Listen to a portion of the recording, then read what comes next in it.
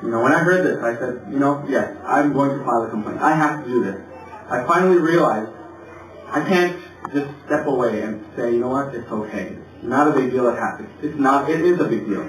It is a very big deal. So I said, I'm going to file a complaint. They took his information down, and that was the end of it.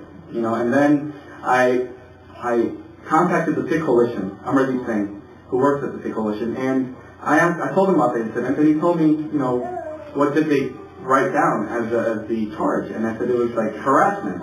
He said, okay, well, if this person thought that you're a Muslim, this is actually a hate crime, and it should be an aggravated assault. So somebody helped me to work through the court system to make sure the charge is elevated to a hate crime. So this is very important that I did this. This is as accurately, reflected on the record now.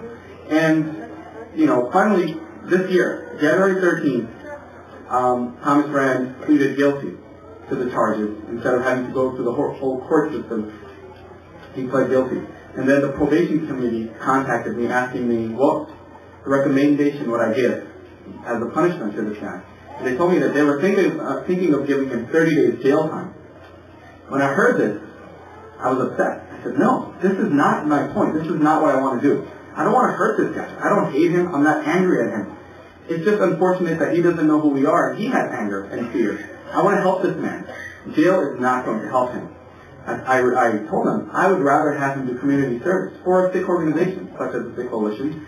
And they took my advice. They offered it to the judge, and the judge, on March 25th this year, sentenced him to probation, as well as 20 hours of community service with the Sikh Coalition.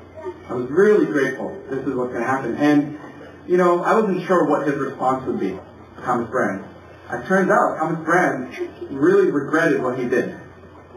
And, through talking to him, I realized he's a good person. He is. He really is. And he realizes we are also good people.